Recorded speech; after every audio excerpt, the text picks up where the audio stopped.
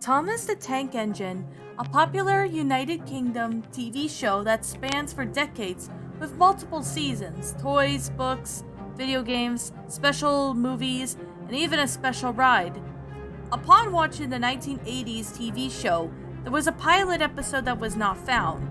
The pilot was called Down the Mine. The only picture I was able to take was a single frame of Thomas. The pilot itself did potentially release once back in 1985, but at the time, I wasn't able to capture the episode, record it, or put it online for the world to see. Here's a retelling from what I remember. The pilot started off with a different introduction. It sounded like an upbeat and rhythmic instead of the normal lyrics to the original theme song. The theme said there's 1, 2, 3, and 7. All the trains came down by toot toot. The pilot's theme song was a lot different than the Jolly theme song. After the theme song, it showed the fat controller, who was just called controller in the pilot, next to Thomas and said, "Gee, sir, you called me over in a hurry. What's the rush?" The controller then put out a map. "One of our trains was stuck in the mines for a century, and we need you to save the lost train." The controller said, "I'll get to it, sir," Thomas said cheerfully. "That's the spirit, Thomas," the controller said, and cheered on. You see, Thomas started to move through the station as he went through the forest, through the villages, and finally to the mines. Gordon was next to see to the cave. Thomas came to a screeching halt. You could hear the train squealing to a halt. "Gordon!" Thomas cried out. "You almost made me crash into you." Thomas said, "Sorry, Thomas," Gordon said, as the camera flipped to Gordon. He was a lot different than we once know with the normal, with his colors of rusted brown, and his face was disheveled with wrinkles covering his face. "The train is in the mines if you need help. I'll smash into that tree and knock the rocks out of the mines," Gordon said. "Are you sure, Gordon? You'll be damaged at the front," Thomas said. Worried, Gordon looked at the tree. "Thomas, this tree is almost close to tipping over. I could just bump to it and it'll be fine," Gordon said. He got into position. "Okay," Thomas said. The camera flipped to Gordon as he started to make his way through the tracks, then slid sideways, and then he smacked against the tree. A heavy smack echoed through the tree and creaked and groaned before slowly began to tipping over and smashing into the mines. "Thanks, Gordon," Thomas said, before heading straight into the mines. Thomas slowly explored the mines, and his light turned on and slowly chugged through the suspenseful music began to play in the background. Suddenly, Thomas let out a loud shriek. What he saw was horrible, and then it slowly cut to a point of view of Thomas's face and showed the train. The train was horribly damaged. His eyes and face were coated with vines. His train body was heavily scratched and rusted. Thomas had a look of panic. He chugged out of the mine screaming. Just before he could get to see the light, the rocks fell and sealed Thomas, covering him forever and blocking his escape. Thomas tried to push and push against the rocks, trying to escape this corpse that he's trapped with.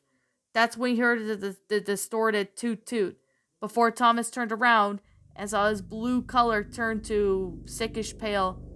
The rusted train came forth at Thomas. As he got up close to Thomas, he let out a whisper at Thomas. "Stay." Thomas, with a horrified look, turned around and parked next to the corpse. The camera slowly panned out. The slow, sad music began to play before the pilot was finished. And that was what I could remember, the episode, since people were trying to find the pilot. However, if my memory turns out true to this day, people have been looking for the episode for almost years. I wonder if that unaired episodes can be found. And that, my little pretties, was Thomas the Tank Engine, Down the Mine, unaired pilot. A Thomas the Tank Engine lost episode creepypasta written by the Pyro Fury. My final thoughts on the story? Well, I'm actually quite surprised. This Thomas creepypasta is honestly, pretty good for what it is. Like, I mean, this is an unaired pilot episode where Thomas goes to a mine, sees, like, the lost train corpse or something, and then he gets trapped with it, when he tries to escape the mine. I mean, this actually, I'm honestly pretty surprised that if anyone if the creators of Thomas were to release this episode, I would have to agree with one thing. They would most likely get backlash from, the fans who were fans of Thomas. And I'm going to say now, I never really got into Thomas really much when I was a kid, and I still am not really a fan of Thomas for some reason. I don't really know why. My brother liked Thomas, and he still does, but I'm not a fan of Thomas, to be 100% completely honest. I don't really know. Maybe there was something about Thomas that I'm not seeing. But I definitely have to say, this episode basically is someone retelling what they can remember with the story. But, however, though, this honestly is pretty believable in a sense. Seeing, that Thomas has a fair share of, dark, messed up episodes and all that. But I definitely have to say that this episode actually plays out well. Especially with the whole, concept and plot. I mean, I still find this story to be enjoyable. It's a pretty good creepypasta for what it is. I do really find this one to be enjoyable. It's a great creepypasta. I recommend you guys check it out because it's a really well made creepypasta. It's definitely worth to, take a look at it. And I honestly still like this story. I honestly found this story to, be enjoyable in this sense. It's pretty good, and I still really find, you know, I still find this story to have like a really good potential of having this to be actually a lost episode. If this was a lost episode, that would definitely be something. I'm not gonna lie, this would definitely be really something if this pilot episode ever were to exist. So I definitely have to say, a really good, enjoyable pasta. I really do think that this story actually had some really good going for. I mean, the sentence structuring of the story was pretty good, as well as the good grammar, the sentence structuring, and all that. However, though, I did spot maybe a few punctuation errors in the story, as well as a few grammatical errors. But other than that, I honestly found this one to be, enjoyable. I always did find this story to be good, and I still found this one to be, perfect and flat out enjoyable. And I mean, yeah, the grammatical errors in the sentence structuring can be fixed up a little bit, but other than that, I still found this story to be, amazing for what this one really has going for. I mean, I could picture this being a real episode. I can honestly see this actually being the case. Yet again, I mean, who's to say? Maybe this could happen, but I really am not too sure. But other than that, I honestly found this story to be, quite amazing for, you know, what this really is. So, I definitely have to say, I really found this story to be, well, it's a great story. It has a good concept, and I honestly found this story to be, really awesome. Now, I know I'm repeating myself, and I do apologize, but I still find this story to have a really good going for. So, yeah. Anyways, I guess with that being said, with that being the case, I'm going to sit here and wrap up this review.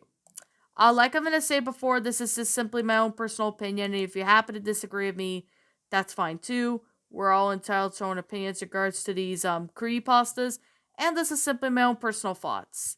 My final rating of this story would have to be I'm going to give this one a 9 out of 10.